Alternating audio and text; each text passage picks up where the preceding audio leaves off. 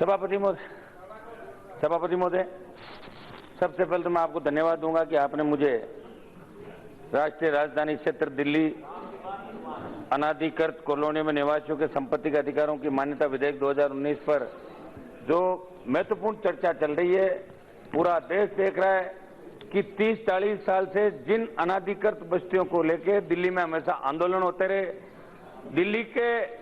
दिल्ली के अंतिम छोर पे बैठा गरीब आदमी जो बिहार, उत्तर प्रदेश, राजस्थान और पश्चिम बंगाल से आकर दिल्ली के अंदर अपना जीवन यापन कर रहा है, वो कहीं न कहीं बच गया, लेकिन आज भी उसको अधिकार नहीं मिला कि वो दिल्ली का वासी है।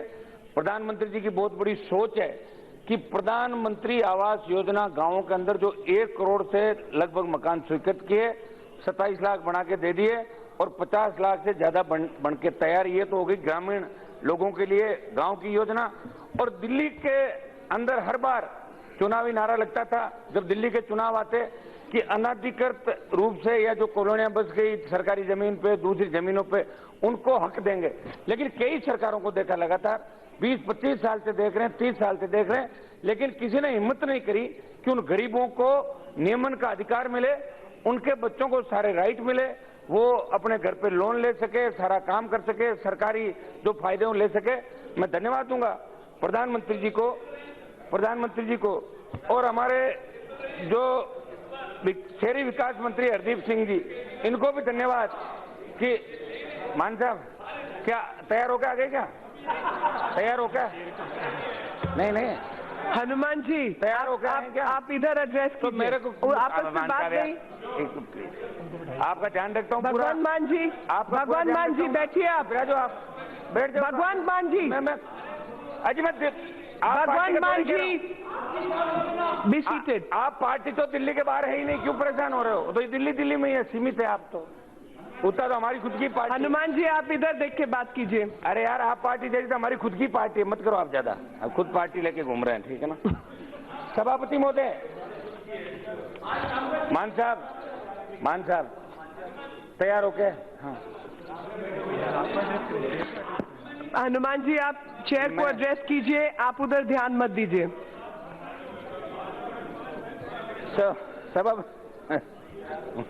यार नहीं मिला क्या आपको? सुबह से लोग बोल रहे थे। अच्छा ठीक, सभापति महोदय, मैं बस इस बिल पे आ रहा हूं साहब।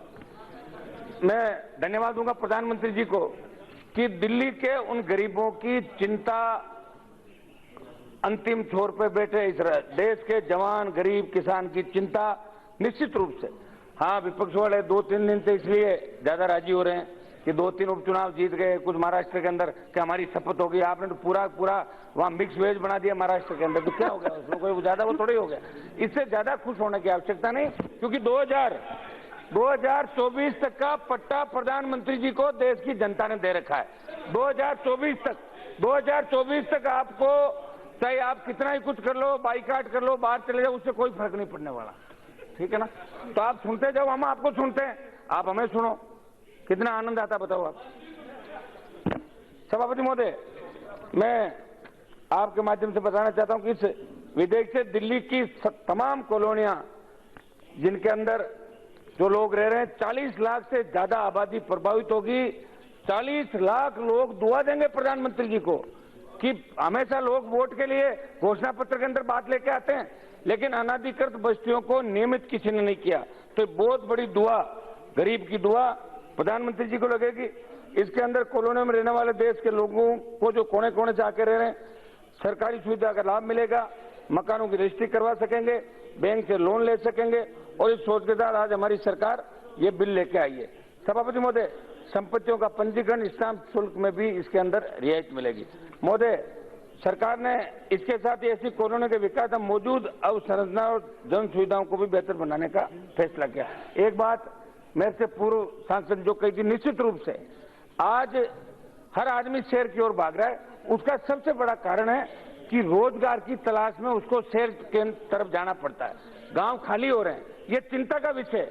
हमारे गांव के अंदर जो आबादी हुआ करती थी, आज सारे लोग शहरों के अंदर आके बस गए, और बाहरी क्षेत्रों के अंदर कहीं न कहीं नगर पालिका क्षेत्र के अंदर, नगर परिषद क्षेत्र के अंदर, और दिल्ली में वो रोजगार की तलाश के अंदर आए।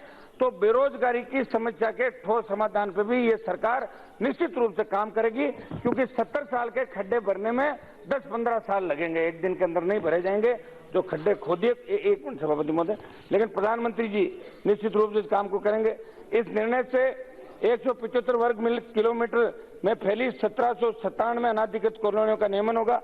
सभापति महोदय, आज गरीब के हितों के लिए देश की सरकार बहुत बड़ा कदम उठा रही है। देश के प्रत्येक शहर में झुग्गी झोंपड़ी में रहने वाले लोग मूल धारा से जुड़े, उनका भी विकास हो, उन्हें भी हर वो अधिकार मिले जिसकी परिकल्पना हमारे संविधान निर्माताओं ने की थी। इस सोच के साथ कि माननीय मोदी जी के नेतृत्व वाली सरकार जो बिल लेकर आई है उसमें हम सब मिलकर समर्थन करें। और आज जब बिल दिल्ली के अंदर आ गया तो निश्चित रूप से देश के तमाम उन महानगरों के अंदर, उन तमाम नगर पालिका नगर परिषद क्षेत्र के अंदर भी जो लोग बैठे हैं किसी न किसी कारण से उनके नियमन नहीं हो रहे हैं, काम अटके पड़े, उन सबको भी एक आस और उम्मीद जगी कि हमें भी घर मिलेगा। मैं धन्यवाद दूंगा प्रधानमंत्री जी को इस बात का बारंबार। मुख्यमंत्री जी कौन से वाला का है? हरदीप सिंह जी का 2 बार बोल दिया ना मैंने कि आपने किस सोच के साथ उन गरीबों की चिंता जाहिर की। इस बिल को बनाने में आपने कितना समय लगाया पूरा, तो इनका 2 बार दे दिया मैंने। एक बार मान साहब आपके कहने से और दे दिया हरदीप सिंह जी का, क्योंकि हमारा और सरदारों का एक ही सिस्टम है सारा, इसलिए विशेष रूप से आपसे हमारा लगाव भी है। सभापति महोदय, प्रधानमंत्री जी का, मंत्री जी का और तमाम जो विपक्ष हमारे साथियों ने अच्छी बात रखी। इस बिल का विरोध किसी ने नहीं किया, कहीं न कहीं अपनी बात रखी। तो निश्चित रूप से अंतिम छोर पर बैठे व्यक्ति को, गरीब को भी अच्छे स्कूल, अच्छे अस्पताल और रहने का और अच्छी आबोहवा। और दिल्ली को लेकर 2 चर्चाएं हुई। रमेश वर्मा जी, एक सेकंड मैम, एक सेकंड। परवेज जी की तो पूरी दिल्ली अब आप ही करेंगे। सुनो, मैं तो इनके सहयोग के रूप में हूँ दिल्ली में। दिल्ली के पर्यावरण को लेकर चिंता करी, प्रदूषण को लेकर चिंता करी और अनाधिकृत बस्तियों को आप नियमित करने जा रहे हो। ये बिल ऐतिहासिक है, आरएलपी पार्टी इसका पूरा समर्थन करती है।